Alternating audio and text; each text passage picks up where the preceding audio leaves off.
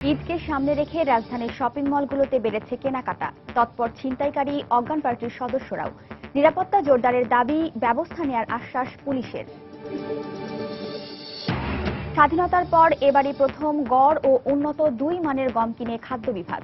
বিতর্ক এড়াতে আগামীতে শুধু একই মানের গম কেনার প্রস্তাব অধিদপ্তরের। যুক্তরাজ্য প্রবাসী 12 বাংলাদেশি এখন সিরিয়ায়, ধারণা স্বজনদের। এপ্রিলে দেশে আসার সময় সন্দেহজনক আচরণের কারণে লন্ডনে আটক ছিলেন একদিন। কোকেনের চালান জব্দের পর চট্টগ্রাম কাস্টমসের রিস্ক ম্যানেজমেন্ট সিস্টেম ঢেলে সাজানোর সিদ্ধান্ত। জাতিসংঘের কাছে চাওয়া হবে ডিটেক্টর, থাকবে বিশেষ নজরদারি। এবং সফল অর্থনৈতিক খাত হিসেবে দেশে প্রতিষ্ঠা পায়নি বীমা শিল্প।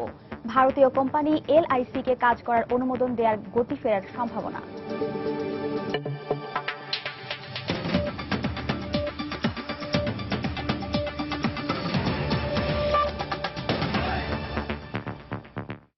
সময় সংবাদের সঙ্গে আছি আমি ওয়াহিদা স্বপ্না। ঈদকে সামনে রেখে রাজধানীর বিভিন্ন শপিং মল ও বিপণী বিতানে কেনাকাটা করতে আসা মানুষের চাপ বেড়েছে কয়েক গুণ। আর এ সুযোগে তৎপর পকেটমার, ছিনতাইকারী সহ অজ্ঞান পার্টির সদস্যরাও। এই অবস্থায় সার্বিক নিরাপত্তার স্বার্থে আইনশৃঙ্খলা রক্ষা বাহিনীর জোরালো ভূমিকার দাবি জানিয়েছেন ব্যবসায়ীরা। অবশ্য ঢাকা মেট্রোপলিটন পুলিশ বলছে, সাধারণ মানুষ ও ব্যবসায়ীদের নিরাপত্তায় পর্যাপ্ত ব্যবস্থা নেওয়া হয়েছে। বিস্তারিত ইজাজ শৌমিকের রিপোর্টে। পবিত্র ঈদ উল ফিতর আসন্ন। উৎসবের রঙে নিজেদের সাজাতে 1.5 কোটির বেশি অধিবাসীর এই নগরের অধিকাংশের গন্তব্য এখন শপিং মল ও বিপণী বিতানগুলোর দিকে। রাজধানীর বেশিরভাগ মার্কেটগুলোতে তাই এখন মানুষের অতিরিক্ত চাপ, আর একে কাজে লাগাতে তৎপর সুযোগ সন্ধানীরাও। প্রত্যেকটা মার্কেটে হলো মহিলা পকেট মারের সংখ্যা বেশি, এবং সবচেয়ে বেশি কিন্তু আপনি দেখবেন মহিলারা কিন্তু বেশি ক্ষতিগ্রস্ত হচ্ছে, কারণ তারা বড় বড় আর মহিলারা যে পকেট মার আছে এটা অনেক লোকই জানে না। এদিকে অভিজাত শপিং মলগুলোতে নিজস্ব নিরাপত্তা ব্যবস্থার পাশাপাশি দায়িত্ব পালন করছে সরকারের আইন শৃঙ্খলা রক্ষাকারী বাহিনীও। তবে অন্যান্য বিপণী বিতানগুলোতে যে নিরাপত্তা ব্যবস্থা দেয়া হয়েছে তা প্রয়োজনের তুলনায় যথেষ্ট নয় বলে বাড়ানোর দাবি জানিয়েছেন ব্যবসায়ীরা। ছাত্র নামদারি কিছু সংখ্যক ছেলে পেলে এইটা একটা চাঁদার একটা প্রক্রিয়ার মধ্যে তারা থাকে, যেটা আমরা অলরেডি পুলিশকে বলছি যে আপনারা এইগুলি দেখেন। ওনারা সর্বক্ষণ টহলরত রয়েছেন এবং আমাদের মার্কেটের পক্ষ থেকে সিকিউরিটি গার্ড, আমাদের কমিউনিটি পুলিশ এবং সিসি ক্যামেরা অত্যন্ত আমরা স্বচ্ছতাভাবে আমরা এগুলি সরবরাহ করে থাকি। তবে নিরাপত্তা বাহিনী জানায়, শপিং সেন্টারগুলোতে ও এর আশেপাশে সাদা পোশাকে পুলিশের পাশাপাশি কাজ করছে APPN, র্যাব ও আনসার। এছাড়া বিভিন্ন গুরুত্বপূর্ণ জায়গায় স্থাপন করা হয়েছে নিরাপত্তা বাহিনীর অস্থায়ী কার্যালয়। মার্কেটগুলোতে সাদা পোশাকে এবং পুরো পোশাকে পর্যাপ্ত সংখ্যক পুলিশ সদস্য নিরাপত্তায় নিয়োজিত করেছি। মহিলাদের নিরাপত্তার জন্য আমরা কিন্তু মহিলা পুলিশও নিয়োজিত করেছি এবার পর্যাপ্ত সংখ্যক। ক্রমান্বয়ে আমরা আমাদের যখন সক্ষমতা আরো বৃদ্ধি পাবে, আমরা সকল মার্কেটে এই সুবিধাটা পৌঁছে দেওয়ার চেষ্টা করব। পুলিশের এই কর্মকর্তা আরো জানান, ঈদের আগের দিন গভীর রাত পর্যন্ত শপিং মল কেন্দ্রিক এই নিরাপত্তা ব্যবস্থা বজায় থাকবে। ইজাজ শৌমিক, সময় সংবাদ, ঢাকা। এদিকে ঈদ যতই ঘনিয়ে আসছে, চট্টগ্রামে ততই জমে উঠছে মেয়েদের পোশাকের বাজার। প্রতিটি মার্কেটে 3 পিসের দোকানে তরুণীদের উপচে পড়া ভিড়। এক্ষেত্রে চাহিদার শীর্ষে আছে ভারতীয় নামি দামি বিভিন্ন ব্র্যান্ড আর কলকাতার সিরিয়ালের নায়িকাদের নামের 3 পিসগুলো। বাড়তি দাম নিয়ে ক্রেতাদের কিছুটা অভিযোগ থাকলেও বিক্রেতাদের দাবি তা ক্রেতাদের নাগালেই রয়েছে। বিস্তারিত জানাচ্ছেন ফেরদৌস লিপি। রমজানের আগে থেকেই নগরীর মার্কেটগুলোতে চলছে ঈদের কেনাকাটা। নারী পুরুষ কিংবা শিশু কিশোর সবাই ব্যস্ত পছন্দের পোশাকটি বাছাইয়ে। এর মধ্যে রমজানের মাঝামাঝিতে এসে শপিং মলগুলোতে সবচেয়ে ভিড় নারী ক্রেতাদের। আর ঈদে তরুণীদের প্রথম পছন্দের পোশাক 3 পিস। তাই দোকানগুলোতে নানা ডিজাইনের 3 পিস সাজিয়ে ক্রেতা আকর্ষণের চেষ্টা করছেন বিক্রেতারা। ঈদের সময় একটা 3 পিস নেই, ক্যাটালগের উপরে দেখতেছি আর কি। 3 পিসগুলো মোটামুটি মডার্ন হিসেবে অ্যাকসেপ্ট করা হয় আমাদের কাছে। কিরণ মালাটাই একটু বেশি রানিং এর মধ্যে আছে। বোম্বাইয়ের আসা মাল সবগুলা, এই মালগুলো সবচেয়ে আমাদের কাছে বেশি চলে। এবার ঈদ বাজারে প্যাচওয়ার্ক, পার, লেস, ডেকোরেটেড, লং ও শর্ট কোটের গর্জিয়াস কাজের ভারতীয় 3 পিসের চাহিদা সবচেয়ে বেশি বলে জানান বিক্রেতারা। আর এই কারণে ভারতের মুম্বাই ও কলকাতা থেকে এসব থ্রি পিসের অর্ডার দিয়ে এনেছেন তারা। এর বাইরে দেশীয় বুটিকে থ্রি পিসের চাহিদাও রয়েছে। সিরিয়ালের নাম অনুযায়ী বিভিন্ন ডিজাইন যেগুলো আছে ওগুলো এসে তরুণীরা চাচ্ছে। বেশিরভাগ তো ক্যাটালগের তা আমরা কালেকশন করি। আমাদের দেশে বুটিক্সের পাজামার মধ্যে কামিজের মধ্যে খুব ভালো চলতেছে। অন্যদিকে ভারী কাচের থ্রি পিসের দাম 4,000 টাকায় শুরু হলেও শেষ পর্যন্ত এসে তা 20,000 টাকায় ছাড়িয়ে যায়। তবে দাম নিয়ে ক্রেতাদের রয়েছে মিশ্র মত। অনেক সুন্দর সুন্দর ত্রিশ বেরিয়েছে, নিচ্ছি আর কি। যে পোশাক গতবার আমরা 4,500 দিয়ে নিচ্ছি, এবার সেটা দেখা যায় 8,000 9,000 এরকমের মধ্যেই। বিভিন্ন কোয়ালিটির মধ্যে আর কি, যেগুলো বোম্বে থেকে আসে ইন্ডিয়ান জামা যেগুলো, এগুলো একটু কস্ট বেশি। বিক্রেতারা জানান 10 রমজান পর্যন্ত আনস্টিচ থ্রি পিসের চাহিদা থাকলেও এখন চলছে রেডিমেড থ্রি পিস, কারণ টেলার্স গুলো এখন আর অর্ডার নিচ্ছে না। তরুণীদের ঈদের আনন্দকে আরো বেশি বর্ণিল এবং উৎসব মুখর করার জন্য এমন জাঁকজমকপূর্ণ কারুকাজ সম্পন্ন থ্রি পিস নিয়ে এসেছে বিক্রেতারা। রোজার প্রথম দিন থেকে এমন থ্রি পিসের চাহিদা সবচেয়ে বেশি বলে জানিয়েছেন তারা। ফেরদৌস লিপি, সময় সংবাদ, চট্টগ্রাম। দেখছেন সময়।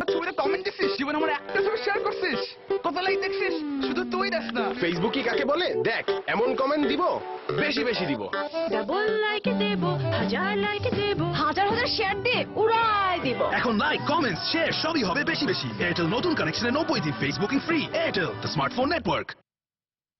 খাদ্য অধিদপ্তর আগামীতে তাদের আমদানিকৃত সব গমই একই মান অর্থাৎ শতকরা 12.5% প্রোটিন সম্পন্ন করার বিষয়টি সক্রিয়ভাবে বিবেচনা করছে। মন্ত্রণালয়ের কর্মকর্তাদের মতে এবার প্রথমবারের মতো গড় এবং উন্নত দু ধরনের গম কেনাতেই মান নিয়ে বিতর্ক চলছে। তারা বলেন, ভবিষ্যতে শুধু একটি মানের গম কিনলে এ ধরনের পরিস্থিতি আর সৃষ্টি হবে না। প্রসূন আশিসের রিপোর্ট। বছরের পর বছর ধরে দেশে সরকারি পর্যায়ে শতকরা 10% প্রোটিন সম্পন্ন গমই কেবল আমদানি হয়ে আসছিল। এবারই প্রথম গড়মানের অর্থাৎ শতকরা 10% প্রোটিনের গম অর্ধেক, বাদবাকি অর্ধেক উন্নত মানের অর্থাৎ শতকরা 12% প্রোটিন সম্পন্ন গম আমদানির জন্য টেন্ডার হয়। খাদ্য বিভাগের কর্মকর্তাদের মতে মার্চ এপ্রিলে গুদামগুলো থেকে গড়মানের গম বিতরণে তাদের কোনো সমস্যা হয়নি, কিন্তু মেয়ের দিকে উন্নত মানের গম গুদামে ঢোকার পরপরই আগের গম নিয়ে নানা অনীহা শুরু হয়। মানুষের চাহিদা যেটা আছে সেটা হচ্ছে, একসময় আমরা তো আসলে মোটা চাল হলেই আমাদের হতো, এখন আর মোটা চালে কিন্তু কারো হয় না, সবাই আসলে চিকন চালটাই খুঁজছে। চাহিদার যে সক্ষমতা, সেই সক্ষমতাটা বেড়েছে। এবং গমের ক্ষেত্রেও আসলে ঠিক তাই। গমের ক্ষেত্রে আমাদের বর্তমানে যে স্পেসিফিকেশন আছে, এই স্পেসিফিকেশন কিন্তু অনেক পুরনো স্পেসিফিকেশন। আমি কিন্তু চাই যে খাদ্য যেটা আসবে সেটা যেন ভালো মানেরও হয়। খাদ্য অধিদপ্তরের নিয়ম হচ্ছে, গুদামে যে গম আগে ঢুকবে তা আগে বিতরণ হবে। যেহেতু গুদামে উন্নত গম ঢোকার পরেই আগের গমের মান নিয়ে বর্তমান বিতর্কের শুরু, সেহেতু আগামীতে সারা বছরই গুদামগুলোতে একই মানের গম রাখার বিষয়টিকে গুরুত্ব দিচ্ছেন কর্মকর্তারা। প্রোটিন যেটা আমরা 10% সর্বক্ষেত্রেই এটা আমরা 12.5% করতে চাই। টেস্ট ওয়েটটা 75 আছে, ন্যূনতম 76 করতে চাই। ড্যামেজড কার্নেলস 4% ছিল, কমিয়ে আমরা এটাকে 3% করে ফেলতে চাই। আমরা চাচ্ছি এটাকে ইউনিফর্ম করার জন্য। আমি 10 লক্ষ টন কিনব প্রতি বছর, এই 10 লক্ষ টন আমি একই যে মান আছে একই মানে কিনব। আমি যদি 12.5% যদি প্রোটিন হয়, সর্বক্ষেত্রে এটা 12.5% প্রোটিন হবে। দাম বেশি হলেও সরকারের সকল সংস্থা এবং টিআর কাবিখা সহ সব ধরনের কর্মসূচির জন্য একই মানসম্পন্ন গম কেনা হবে বলেও জানান তিনি। আমাদের সেনাবাহিনী আছে, আমাদের বিজিবি আছেন, তারপরে পুলিশ আছেন, আনসার আছেন। এর পাশাপাশি আরো যেসব প্রোগ্রামগুলো আমাদের আছে, যেমন কাজের বিনিময়ে খাদ্য কর্মসূচি, টিআর, জিআর, এগুলো আছে। গুণগত মানের ক্ষেত্রে উঁচু মানের, এবং সেই উঁচু মানটা সবার ক্ষেত্রেই যেন আমরা বিতরণ করতে পারি, সেটাই হচ্ছে লক্ষ্য। এ সংক্রান্ত প্রস্তাব শিগগিরই আন্তঃমন্ত্রণালয় সভায় চূড়ান্ত অনুমোদনের জন্য পাঠানো হবে বলেও জানান এই কর্মকর্তা। প্রসূন আশিস, সময় সংবাদ, ঢাকা। স্বদেশ ঘুরে উধাও হয়ে যাওয়া যুক্তরাজ্য প্রবাসী 12 বাংলাদেশি এখন সিরিয়ায় আছেন বলে ধারণা করছে তার স্বজনরা। 21 বছর বয়সী রেজিয়া বেগমের প্ররোচনায় তারা তুরস্ক হয়ে সিরিয়ায় গেছে বলে মনে করা হচ্ছে। নিখোঁজ আব্দুল মান্নানের ভাই আব্দুল লতিফ জানান, এপ্রিলে দেশে আসার আগে লন্ডন বিমানবন্দরে সন্দেহজনক আচরণের কারণে তাদের একদিন আটকে রেখেছিল পুলিশ। নিখোঁজ পরিবারের গ্রামের বাড়ি সিলেটের ফেঞ্চুগঞ্জ উপজেলার মাইজগাঁও ঘুরে এসে বিস্তারিত জানাচ্ছেন আব্দুল আহাদ। ক্যামেরায় ছিলেন নৌশাদ আহমদ চৌধুরী। গত 10 এপ্রিল যুক্তরাজ্য থেকে পরিবারের 12 সদস্য নিয়ে দেশে আসেন আব্দুল মান্নান। এখানে 1 মাস থেকে 11 মে তারা লন্ডনের উদ্দেশ্যে যাত্রা করেন। তুরস্কে তারা একদিন যাত্রাবিরতি করে 13 মে লন্ডন পৌঁছার কথা, কিন্তু 3 দিন পরও তারা লন্ডন না পৌঁছায় বিষয়টি পুলিশের কাছে জানানো হয়। অনেক খোঁজাখুঁজির পর যুক্তরাজ্য পুলিশ জানায় তারা হয়তো সিরিয়ায় পালিয়ে গেছেন। নিখোঁজ আব্দুল মান্নানের ভাই আব্দুল লতিফেরও ধারণা তাই। পুলিশের ধারণা বা কালকে বিবিসির একটা আইছে, পুলিশ তারা পুলিশেরও ধারণা যে তারা সিরিয়া গেছেন। আমরাও ধারণা এখন মোটামুটি তারা সিরিয়া গেছেন।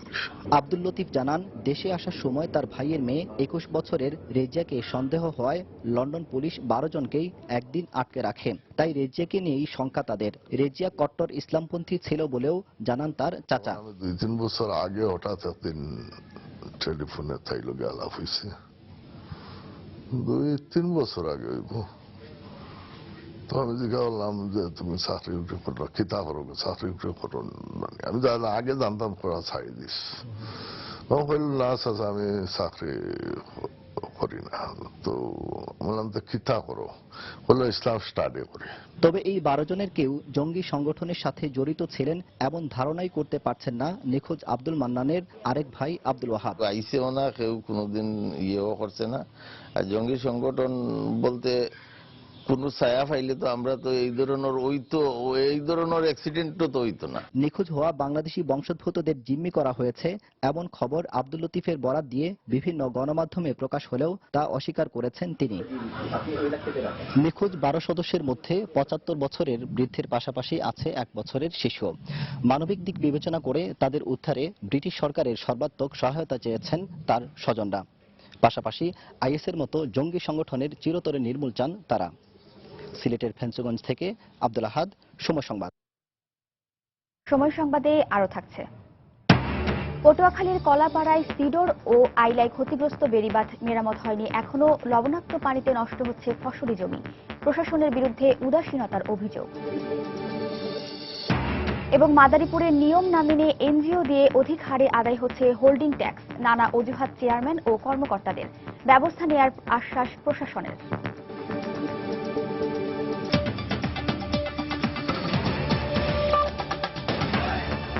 দেশপ্রেম, কর্তব্যবোধ ও শৃঙ্খলা বজায় রেখে প্রেসিডেন্ট গার্ড রেজিমেন্ট পিজিআর এর প্রত্যেক সদস্যকে দায়িত্ব পালনের মাধ্যমে দেশের উন্নয়ন ত্বরান্বিত করার আহ্বান জানিয়েছেন প্রধানমন্ত্রী শেখ হাসিনা ও রাষ্ট্রপতি মোহাম্মদ আব্দুল হামিদ।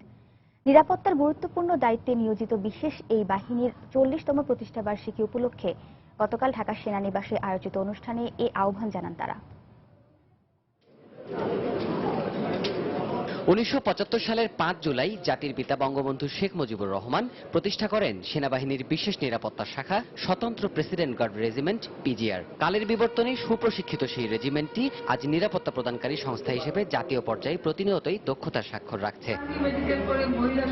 বাহিনীটি প্রতিষ্ঠার 40 বছর পূর্তি উপলক্ষে রোববার সন্ধ্যায় সেনানিবাসের পিজিআর সদর দপ্তরে আসেন প্রধানমন্ত্রী শেখ হাসিনা। সেখানে উপস্থিত চৌকসদের উদ্দেশ্যে তিনি বলেন, সর্বক্ষেত্রে দেশের উন্নয়নের অংশীদার হিসেবে আগামীতে পিজিআর এর প্রত্যেক সদস্যকে নিষ্ঠার সাথে দায়িত্ব পালন করে এগিয়ে যেতে হবে। বাংলাদেশকে আমরা উন্নত করতে চাই, মর্যাদাশীল করতে চাই। সেই সাথে সাথে জাতিসংঘের শান্তি রক্ষা মিশনে আমাদের সশস্ত্র বাহিনী কাজ করছে, পুলিশ বাহিনী কাজ করছে, সেখানেও তারা মর্যাদার সাথে যেন চলতে পারে সেটাও আমাদের লক্ষ্য।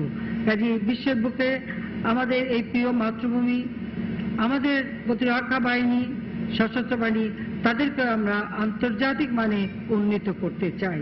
আগামীতে বাহিনীটির সদস্যরা পর্যাপ্ত প্রশিক্ষণ ও নিয়মানুবর্তিতা মেনে রাষ্ট্রের নিরাপত্তা রক্ষায় আরো মনোযোগী হবেন বলেও আশা করেন প্রধানমন্ত্রী। দেশের রাষ্ট্রপ্রধান ও সরকার প্রধানের ব্যক্তিগত নিরাপত্তা নিশ্চিত করার ক্ষেত্রে আপনাদের একাগ্রতা ও আত্মোৎসর্গের মনোভাব যেন চিরদিন বজায় থাকে, সেটাই দেশ ও জাতি আশা করে। পরে সেখানে পিজিআর সদস্যদের সাথে ইফতারে অংশ নেন প্রধানমন্ত্রী। এর আগে সকালে পিজিআর সদর দফতরে বিশেষ দরবারে আসেন রাষ্ট্রপতি মোহাম্মদ আব্দুল হামিদ। সেখানে পিজিআর সদস্যদের তিনি বলেন, পিজিআর এর স্বতন্ত্র সাফল্য ধরে রাখতে ভবিষ্যতে প্রত্যেককে আরো কৌশলী হতে হবে। দেবাশিস রায়, সময় সংবাদ, ঢাকা। গণতন্ত্র ও জানমাল রক্ষার স্বার্থে দেশের মানুষ পরিবর্তন চায় বলে মন্তব্য করেছেন বিএনপি চেয়ারপারসন বেগম খালেদা জিয়া। তিনি বলেছেন, অর্থবহ নির্বাচনের মাধ্যমে জনগণের সরকার প্রতিষ্ঠা না হলে দেশ আরও সংকটে পড়বে। গতকাল রাজধানীতে অ্যাসোসিয়েশন অব ইঞ্জিনিয়ার্স বাংলাদেশ অ্যাব আয়োজিত ইফতার পার্টিতে বক্তব্য রাখেন তিনি। সরকারের মন্ত্রীরা নানা অনিয়ম দুর্নীতিতে লিপ্ত হলেও তাদের বিরুদ্ধে ব্যবস্থা নেওয়া হচ্ছে না বলেও অভিযোগ করেন বেগম জিয়া। আজকে যারা ক্ষমতায় আছে তারা জনগণের ভোটে নির্বাচিত নয় বিধায় জনগণের প্রতি তাদের দায়িত্ব নেই। তারা আছে লুটপাট নিয়ে। আওয়ামী লীগের মন্ত্রী দেখেন আজকে পচা গম নিয়ে এসছে, কিন্তু সেই দুর্নীতিবাজ মন্ত্রী এখনো আরাম তিনি মন্ত্রিত্ব করে যাচ্ছেন। প্রতিবাদ করলেও তার কোনো বিচার হয় না। মানুষ পরিবর্তন চায়, দেশে মানুষ শান্তি চায়। তার জন্য প্রয়োজন একটি নির্বাচিত গণতান্ত্রিক সরকার, যেই সরকারের মাধ্যমে প্রতিষ্ঠিত হবে দেশে সুশাসন, যান মাল সম্পদের নিরাপত্তা। এই অবস্থা সৃষ্টি করতে না পারলে দেশ আগামী দিনে আরো সংকটের মধ্যে চলে যাবে। আগামী 3 সপ্তাহ পর্যন্ত বিলম্ব ফি ছাড়া একাদশ শ্রেণীতে ভর্তি হতে পারবে শিক্ষার্থীরা। পাশাপাশি পছন্দের কলেজেও ভর্তির সুযোগ থাকছে। গতকাল সচিবালয়ের সংবাদ সম্মেলনে শিক্ষামন্ত্রী নুরুল ইসলাম নাহিদ একথা জানান। একাদশ শ্রেণীতে ভর্তিতে জটিলতার জন্য অভিভাবক ও শিক্ষার্থীদের কাছে দুঃখ প্রকাশ করেন তিনি। আমাদের কোনো শিক্ষার্থী ক্ষতিগ্রস্ত হবে না। 21 দিন সময় বাড়িয়ে দিচ্ছি। এর মধ্যে ভর্তি হলে পরে কোনো বাড়তি বা লেট ফি দিতে হবে না। যারা পছন্দ মতো প্রতিষ্ঠানে ভর্তি হতে পারেন নাই অথবা হইলেও তারা পরিবর্তন করতে চান, তারা 6 তারিখে এই আবেদনটা করতে পারবেন। 7-8 জুলাই এই 2 দিনের মধ্যে তারা এই ভর্তি হতে পারবেন। যে সকল শিক্ষার্থী প্রথম ও দ্বিতীয় মেধা তালিকায় নির্বাচিত হয়েও কোনো প্রতিষ্ঠানে ভর্তি হননি, 5টি প্রতিষ্ঠানে শূন্য আসনের বিপরীতে তাদেরকে আমরা অপশন দিচ্ছি। সেই অপশন দেওয়ার তারিখটা হচ্ছে 9 এবং 10 জুলাই তারিখ। যারা আবেদন করেই নাই 13 জুলাই থেকে 21 জুলাইয়ের মধ্যে তারা আবেদন করবেন। আমাদের প্রযুক্তিগত ক্ষমতা ও দক্ষতা সীমাবদ্ধ, তাই এই যে ভর্তি প্রক্রিয়া এতে আমাদের কিছু ত্রুটি হয়েছে। এরকম সমস্যার কারণে যে সকল আমাদের প্রিয় শিক্ষার্থী তাদের কাছে আমি দুঃখ প্রকাশ করছি। ভর্তি বাণিজ্য, অতিরিক্ত ফি সহ নানা অনিয়মের প্রতিবাদী যেন কাল হয়ে দাঁড়িয়েছে অভিভাবকদের। এখন নানা অজুহাতে তাদের শিশুদের ভর্তি নিচ্ছে না হির ইন্টারন্যাশনাল স্কুল কর্তৃপক্ষ। অভিভাবকদের অভিযোগ, ভালো ফল করার পরেও শুধু অন্যায়ের প্রতিবাদের কারণেই শিশুদের ভর্তি বন্ধ করে দেওয়া হয়েছে।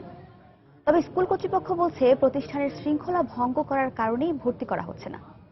বিস্তারিত তোহা খান তামিমের রিপোর্টে। অজ্ঞাত কারণে যে তাকে রিঅ্যাডমিশন দেওয়া হবে না, এই ধরনের কোনো আচরণ করা যায় না।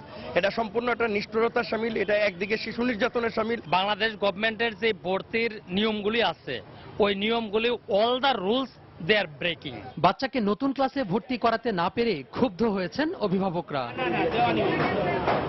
রাজধানীর সদরঘাটের এই ইংলিশ মিডিয়াম স্কুলের অভিভাবকরা বেশ কিছুদিন ধরেই অতিরিক্ত ফি আদায়, অভিজ্ঞ শিক্ষকের দাবিসহ কয়েকটি ইস্যুতে সোচ্চার ছিলেন।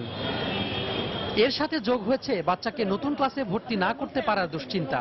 রিঅ্যাডমিশন ফি নিবে এসব কিছু আমরা শুনছি, তারপরে আমরা আদালতের আশ্রয় নিয়েছি। আদালতের আশ্রয় নেওয়ার পরে তারা এখন আমাদেরকে আমাদের বাচ্চাগুলোকে ভর্তি করছে না। ভালো পড়ান না, ভালো টিচার দিচ্ছেন না, ভালো আপনি টেন্স কিভাবে মুখস্থ করায়, পার্টস অফ স্পিচ কিভাবে মুখস্থ করায়। গত বছর দেখেন 3500 টাকা ছিল, বাট এই বছর ভর্তি করার সাথে সাথেই রিঅ্যাডমিশন ফি 12,000 টাকা। এবারে যে 12,000 টাকা এক্সট্রা বেশি করে নেওয়া হইতেছে। আমরা সুষ্ঠু এবং স্বাভাবিকভাবে স্কুল চলুক, এটা আমরা চাই। যদিও অভিভাবকদের অসদাচরণের কারণেই এমন সিদ্ধান্ত নেওয়ার কথা সাফ জানিয়েছেন বিদ্যালয়ের প্রধান শিক্ষক।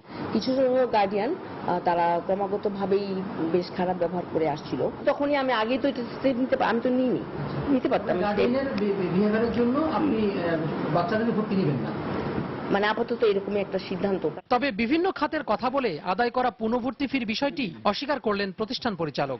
অন্যান্য স্কুলের তুলনায় তারা তো সেশন চার্জ নিচ্ছে, আমরা শুধু নিচ্ছি সেটাকে বলছি যে অ্যাক্টিভিটি চার্জ। স্পোর্টস হলে স্পোর্টসের জন্য, লাইব্রেরিতে গেলে লাইব্রেরির জন্য, ল্যাবের জন্য হলে ল্যাবের জন্য, কালচারাল প্রোগ্রাম সুনির্দিষ্ট যেটা করা যাবে সেটার উপরে নেবে। বিদ্যালয়ের যে কোনো সমস্যা সমাধানে এক হয়ে কাজ করার কথা জানিয়েছে এলাকাবাসী। তোহা খান তামিম, সময় সংবাদ, ঢাকা। ভারত ও বাংলাদেশের ভেতরে থাকা দুদেশের 162টি ছিটমহলে যৌথ জনগণনা শুরু হচ্ছে আজ, চলবে 16 জুলাই পর্যন্ত। ভারতের ভূখণ্ডে 51টি বাংলাদেশি ছিটমহল আর বাংলাদেশের ভূখণ্ডে 111টি ভারতীয় ছিটমহল রয়েছে। দুই দেশের প্রতিনিধিদের নিয়ে 75টি যৌথ দল এ জনগণনা করবে। এর মধ্যে ভারতে থাকা ছিটমহলে 25টি দল এবং বাংলাদেশে থাকা ছিটমহলে 50টি দল গণনা করবে। এরই অংশ হিসেবে শনিবার ভারত থেকে 56 সদস্যের প্রতিনিধি দল বাংলাদেশে এসেছে। অন্যদিকে বাংলাদেশ থেকে ভারতে গেছেন 36 জন। জনগণনার ফল প্রকাশ করা হবে 20 জুলাই। এর আগে 2011 সালে যৌথভাবে সর্বশেষ জনগণনা করা হয়েছিল। এদিকে নির্বিঘ্নে জনগণনার লক্ষ্যে নিরাপত্তা ব্যবস্থা জোরদার করা হয়েছে। ফরিদপুরের বোয়ালমারীতে ডাকাত সন্দেহে গণপিটুনিতে 2 জনের মৃত্যু হয়েছে। গতরাত 10:30টার দিকে এ ঘটনা ঘটে।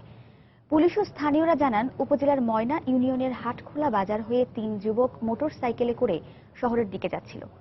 ঘটনাস্থলে স্পিড ব্রেকারের সঙ্গে ধাক্কা লেগে সড়কে পড়ে যায় তারা। এ সময় বাজারের পাহারাদাররা ডাকাত বলে চিৎকার করলে আশপাশের লোকজন এসে গণপিটুনি দেয়। এতে ঘটনাস্থলেই মুরাদ ও মিরন নামে 2 জনের মৃত্যু হয়। অন্যজন পালিয়ে যায়। বিষয়টি খতিয়ে দেখা হচ্ছে বলে জানিয়েছে পুলিশ।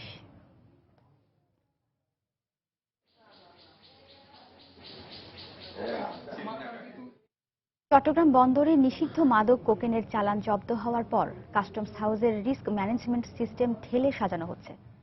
মাদক, বিস্ফোরক কিংবা নিষিদ্ধ কেমিক্যাল শনাক্ত করতে জাতিসংঘের কাছে বিশেষ ডিটেক্টরের জন্য আবেদন করবে কাস্টম হাউস। এছাড়া এখন থেকে দক্ষিণ আমেরিকা থেকে আসা সব পণ্যের চালান বিশেষ নজরদারির পাশাপাশি করা হবে পরীক্ষাও। বিস্তারিত জানাচ্ছেন হাজেরা শিউলি।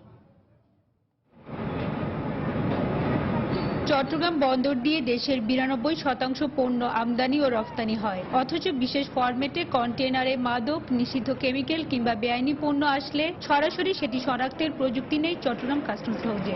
সম্প্রতি চট্টগ্রাম বন্দরে ভোজ্য তেলের সাথে নিষিদ্ধ কোকেন জব্দ হওয়ায় টনক নড়ে কর্তৃপক্ষের। এ অবস্থায় বিশেষ নজরদারির পাশাপাশি নিষিদ্ধ ঝুঁকিপূর্ণ পণ্যের চালান ধরতে পোর্ট কন্ট্রোল ইউনিট গঠনের পাশাপাশি কাস্টমস হাউসের রিস্ক ম্যানেজমেন্ট সিস্টেমকে ঢেলে সাজানো হচ্ছে। দক্ষিণ আমেরিকা থেকে যে সমস্ত লিকুইড কনসাইনমেন্ট গুলো আসবে সেগুলোকে স্পেশাল নজরদারির ভিতরে নিয়ে আসছি। ইতিমধ্যেই আমরা কিন্তু পোর্ট কন্ট্রোল ইউনিট গঠন করেছি। তাদের কাজ হচ্ছে যেটার উপরে তাদেরকে ট্রেনিং দেওয়া হয়েছে সেটি ব্যবহার করে তারা সাসপেক্টেড কন্টেনারগুলোকে আইডেন্টিফাই করবে।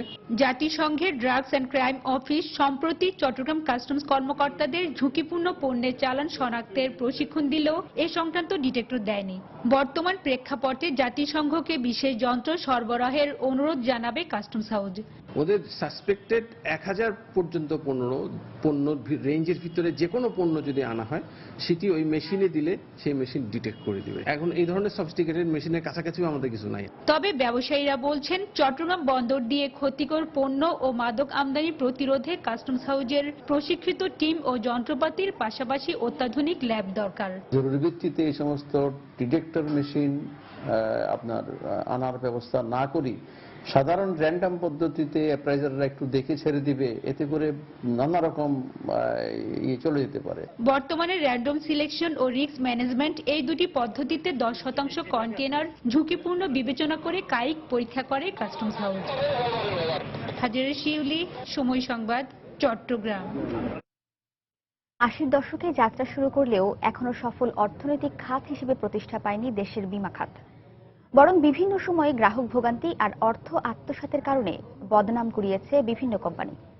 এমন অবস্থার মধ্যেই বাংলাদেশে কাজ করার অনুমোদন পেয়েছে ভারতীয় কোম্পানি LIC। সংশ্লিষ্টরা বলছেন, তাদের কার্যক্রম আর অভিজ্ঞতায় এ খাতে গতি ফেরার যেমন সম্ভাবনা রয়েছে, তেমনি চ্যালেঞ্জ রয়েছে দেশীয় প্রতিষ্ঠানগুলোর জন্য। সাজিদ রাজুর 2 পর্বের ধারাবাহিকের আজ দেখুন প্রথম পর্ব। স্বাধীনতার পর সাধারণ বীমা ও জীবন বীমা দিয়ে যাত্রা শুরু দেশের বীমা খাতের। পরে 80-র দশকে শুরু হয় প্রাইভেট সেক্টরে বীমার যাত্রা। কিন্তু গেল কয়েক দশকেও শক্ত ভিত্তির উপর দাঁড়াতে পারেনি বীমা খাত। পাশের দেশ ভারতের জিডিপিতে বীমা খাতের অবদান 5 থেকে 6% হলেও বাংলাদেশে তা 1%-এর নিচে। এমন অবস্থায় নতুন করে অনুমোদন পায় আরো 16টি বীমা কোম্পানি। এগুলো সহ বর্তমানে দেশে সাধারণ 45টি ও জীবন বীমা কোম্পানির সংখ্যা 33টি। সংশ্লিষ্টরা বলছেন, নতুন কোম্পানিগুলো নিজেরাই প্রস্তুতি নিতে না পারায় ভূমিকা রাখতে পারেনি এ খাতে। ভালো কোয়ালিফাইড লোক নিয়ে ম্যানেজমেন্ট নিয়ে আসতো তাহলে স্বাস্থ্যকর একটা প্রতিযোগিতা থাকতো।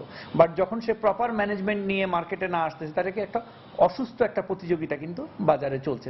যে মার্কেটগুলোতে আমরা পেনিট্রেট করতে পারি নাই, নতুন কোম্পানি কিন্তু সেই জায়গাগুলিতে যাওয়ার জায়গা ছিল, বাট সেই জায়গায় আসতে পারে না। এমন অবস্থার মধ্যেই দেশে কার্যক্রম পরিচালনার অনুমতি পেয়েছে ভারতীয় কোম্পানি এলআইসি।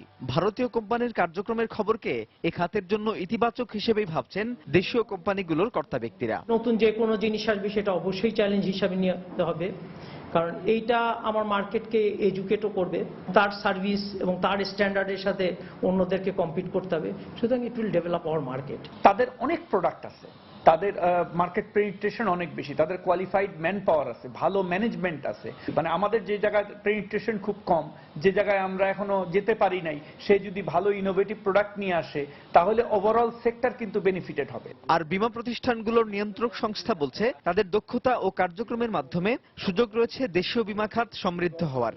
এটা চ্যালেঞ্জ হিসেবে দেখে আরেকদিন দেখতে পারেন যে ওরা যেহেতু গুড প্র্যাকটিস হবে, এগুলা যদি একটা গুড প্র্যাকটিসের একটা কোম্পানি আসে, তাহলে যারা আমাদের এখানে আছেন তাদের কাছে এটা এক্সামিনেশন নজির হিসেবে এটাকে ফলো করে তারা সবকিছুর জন্য তো আইডিয়াল লাগে, ওই দৃষ্টিকোণ থেকেও দেখতে পারে। তারা মনে করছেন 2014 সালের জাতীয় বীমা নীতি কার্যকর ও কোম্পানিগুলোর কার্যক্রম সঠিকভাবে তদারকি করতে পারলে পাল্টে যাবে বীমা খাতের বর্তমান চিত্র। সাজিদ রাজু, সময় সংবাদ, ঢাকা। মাদারীপুরের ইউনিয়নগুলোতে সরকারি নিয়ম নীতির তোয়াক্কা না করে এনজিও দিয়ে আদায় করা হচ্ছে হোল্ডিং ট্যাক্স। এলাকাবাসীর অভিযোগ, কোনো প্রচার প্রচারণা ছাড়াই 2 থেকে 3 গুণ আদায় করা হচ্ছে হোল্ডিং ট্যাক্স। এদিকে এনজিও কর্মকর্তা ও চেয়ারম্যানদের দাবি, সরকারি বিধি মোতাবেক ট্যাক্স আদায় করা হচ্ছে। এ ঘটনায় তদন্ত কমিটি গঠন করে প্রয়োজনীয় ব্যবস্থা নেওয়ার আশ্বাস দিয়েছেন জেলা প্রশাসক। সঞ্জয় কর্মকার, অভিজিতের তথ্য ও শাহাদাত আকনের ছবি নিয়ে ডেস্ক রিপোর্ট। কোনো প্রকার প্রচার প্রচারণা ছাড়াই মাদারীপুরের ইউনিয়নগুলোতে আদায় করা হচ্ছে হোল্ডিং ট্যাক্স। নিয়ম নীতির তোয়াক্কা না করে বেসরকারিভাবে এনজিও প্রতিনিধি নিয়োগ করে এই হোল্ডিং ট্যাক্স আদায় করা হচ্ছে। এলাকাবাসীর অভিযোগ, সরকার নির্ধারিত ট্যাক্স থেকে 2 থেকে 3 গুণ বেশি নিচ্ছে। আমাদের কাছ থেকে হোল্ডিং ট্যাক্সটা নিচ্ছে, এটা তো কোন মানে এনজিও যে নিতেছে, এটা নেওয়া দরকার হচ্ছে চেয়ারম্যানের। আমরা সাধারণ জনগণ জানতেছি না আমাদের কাছ থেকে মানে কম নিতেছে না বেশি নিতেছে। লিমিট থাকা উচিত, জনগণকে ধোঁকা দিয়ে বেশি নিচ্ছে এনজিও। এদিকে ইউনিয়ন পরিষদের চেয়ারম্যানদের দাবি, ওয়ার্ড মিটিং করে জনগণকে জানিয়ে বিধি মোতাবেক হোল্ডিং ট্যাক্স নেওয়া হচ্ছে। আমরা একটা প্রতিষ্ঠানকে দিছি, যেহেতু আমরা পাবলিকলি কাজ করতে গেলে আমাদের চৌকিদার দফাদার এরা পারে না। বলা হচ্ছে জনগণের উপর কোন রকম প্রেশার না দিয়ে তাদেরকে একবার জায়গায় দুবার জায়গায় 3 বার বা 4 বার পর্যন্ত ট্যাক্স কিস্তি মাফিকে আনতে পারবে। অন্যদিকে হোল্ডিং ট্যাক্স আদায়কারী এনজিও কর্মকর্তারা জানান, ইউনিয়ন পরিষদের চেয়ারম্যানদের অনুমতি নিয়েই হোল্ডিং ট্যাক্স আদায় করা হচ্ছে। ইউনিয়ন পরিষদ আমাদের নিয়োগ দিচ্ছে, ওই নিয়োগের আলোকে 2012 সালের আদর্শ ইউনিয়ন পরিষদ আদর্শ কর্তব্যশীল আর কি, ওটার আলোকেই ট্যাক্স নির্ধারণ হইতেছে এবং ওই আলোকে ট্যাক্স আদায় হইতেছে। তবে বিষয়টি তদন্ত কমিটি গঠন করে প্রয়োজনীয় ব্যবস্থার আশ্বাস দিলেন জেলা প্রশাসনের এই শীর্ষ কর্মকর্তা। ইউনিয়ন পরিষদের চেয়ারম্যানরা তাদের মানে যে এনজিও নিয়োগ দিয়েই থাকে, সরকারের পূর্ব অনুমোদন ছাড়া এই বিষয়টা খতিয়ে দেখা হবে। আর এনজিওরা সাধারণ নিয়মে যতটুকু ট্যাক্স আদায় করার তার চেয়ে যদি বেশি আদায় করে, এটিও একটি তদন্ত কমিটি গঠন করে দেখা হবে। মাদারীপুরের সদর, কালকিনি, রাজৈর ও শিবচর উপজেলায় 59টি ইউনিয়ন রয়েছে। এর মধ্যে রাজৈরের 5টি, কালকিনির 1টি ও সদরের 6টি ইউনিয়ন থেকে 50 লক্ষাধিক টাকা হোল্ডিং ট্যাক্স আদায় করেছে বেসরকারি এনজিও গণকল্যাণ সংস্থা। বিনিময়ে তারা পাবে মোট টাকা আদায়ের শতকরা 20%। সময় সংবাদ, মাদারীপুর। জুডিশিয়াল ম্যাজিস্ট্রেট আদালতে 3 কর্মচারীকে হত্যা চেষ্টা মামলায় গাইবান্ধা সদর থানার ভারপ্রাপ্ত কর্মকর্তা সহ পুলিশের 10 সদস্য এবং সোনালী ব্যাংকের ম্যানেজারের বিরুদ্ধে গ্রেফতারি পরোয়ানা জারি করা হয়েছে। একই সঙ্গে 24 ঘন্টার মধ্যে গ্রেফতারের বিষয়ে প্রতিবেদন দাখিল করতে পুলিশের ঊর্ধ্বতন কর্মকর্তাদের নির্দেশ দেওয়া হয়েছে। গতকাল বিকেলে সিনিয়র জুডিশিয়াল ম্যাজিস্ট্রেট আদালতের বিচারক তাসকিনুল হক এই আদেশ দেন। মামলার বিবরণে বলা হয়, গত বৃহস্পতিবার বিকেলে জুডিশিয়াল ম্যাজিস্ট্রেট আদালতের কর্মচারী কমল চৌধুরী সহ 3 জন আদালতের চেক ভাঙাতে সোনালী ব্যাংকের গাইবান্ধা শাখায় যান। এ সময় সেখানে দায়িত্বরত পুলিশ সদস্যরা তাদের সঙ্গে দুর্ব্যবহার করে। এ ঘটনার প্রতিবাদ করলে তাদের ব্যাংক ম্যানেজারের রুমে আটকে রেখে মারধর করা হয়। পরে গোয়েন্দা পুলিশের কয়েকজন সদস্য ও সদর থানার ভারপ্রাপ্ত কর্মকর্তা আহমেদ রাজিউর রহমান তাদের থানায় আটকে রাখে। এ ঘটনায় আদালতের কর্মচারী কমল চৌধুরী বাদী হয়ে গতকাল সকালে মামলা করলে আদালত এ আদেশ দেন। বলে তোর ব্যাংক ডাকাতি মামলায় চালান করবো কথা বলে, এবং সেই মুহূর্তে মামুন ভাই একটু আগে যায়, যাওয়াতে এই সাদ্দাম কনস্টেবল মামুন ভাইয়ের হাতে রাইফেলের বাদ দিয়ে গুতা মারে। এক পর্যায়ে সে উত্তেজিত হয়ে আমাকে মারধর করে। মারধর করার পর আমাকে সদর হাসপাতাল নিয়ে আটকে রাখে, থানায় নিয়ে আটকে রাখে। অন্যায়ের ওই প্রতিকার চাওয়ার জন্য এবং অপরাধের শাস্তির জন্য আমরা তাকে দণ্ডবিধির এই সমস্ত ধারায় মামলা করার পরামর্শ দিয়েছি। বিজ্ঞ আদালত জখমীদের জবানবন্দি, জখমের ধরন পর্যবেক্ষণ এবং আমাদের বক্তব্য শুনে আদালত সন্তুষ্ট হয়ে গাইবান্ধা সোনালী ব্যাংকের প্রধান শাখার ব্রাঞ্চ ম্যানেজার সহ 10 আসামির বিরুদ্ধে মামলা আমলে গ্রহণ করতে সরাসরি ওয়ারেন্টের তামিলের আদেশ দিয়েছেন। দেশের বাইরের খবর। গ্রিসের অর্থনৈতিক ব্যবস্থা পুনরুদ্ধারের প্রস্তাবে অনুষ্ঠিত গণভোটে ব্যয় সংকোচন নীতির বিপক্ষে রায় দিয়েছেন দেশটির জনগণ। ভোট গণনা শেষে ফলাফলে দেখা যায় নো ক্যাম্পেইনের পক্ষে ভোট পড়েছে প্রায় 62%। অন্যদিকে হ্যার পক্ষে ভোট দিয়েছেন দেশটির প্রায় 38% ভোটার। রোববার স্থানীয় সময় সকাল 7টা থেকে সন্ধ্যা 7টা পর্যন্ত চলে ভোট গ্রহণ। এদিকে ভোটের প্রাথমিক ফলাফল ঘোষণার পর গ্রিসের জনগণের উদ্দেশ্যে দেয়া ভাষণে গণভোটে গণতন্ত্রের জয় হয়েছে বলে মন্তব্য করেছেন দেশটির প্রধানমন্ত্রী অ্যালেক্সিস সিপ্রাস। সেই সঙ্গে আগামীতে গ্রিসের জনগণকে সঙ্গে নিয়ে সম্মিলিত প্রচেষ্টার মাধ্যমে চলমান সংকটের স্থায়ী সমাধান সম্ভব বলেও আশাবাদ ব্যক্ত করেন তিনি। গণভোটে না ভোট জয়ী হওয়ায় ইউরোপীয় ঋণদাতাদের দেয়া কঠোর শর্ত সম্বলিত অর্থনৈতিক প্রস্তাবকে প্রত্যাখ্যান করল দেশটির জনগণ।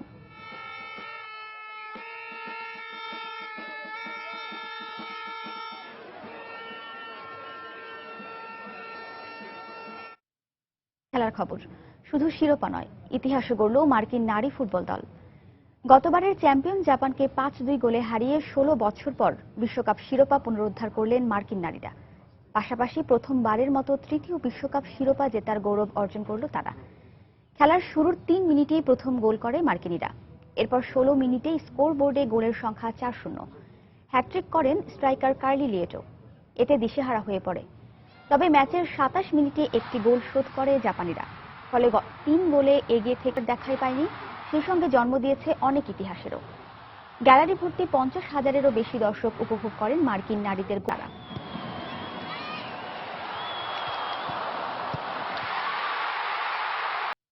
এ পর্যায়ে শীর্ষ সংবাদগুলো জানিয়ে দিচ্ছি আরও একবার।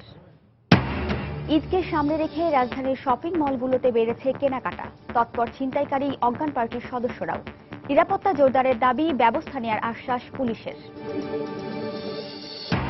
স্বাধীনতার পর এবারই প্রথম গড় ও উন্নত 2 মানের গম কিনে খাদ্য বিভাগ।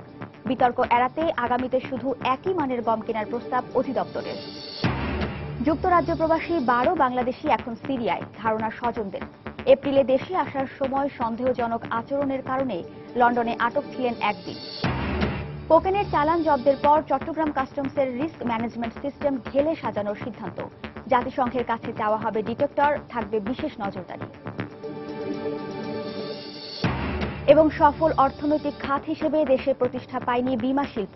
ভারতীয় কোম্পানি LIC-কে কাজ করার অনুমোদন দেয়ায় গতি ফেরার সম্ভাবনা। এই ছিল এখনকার মতো। যে কোনো খবর পেতে ভিজিট করুন সময়নিউজ.tv।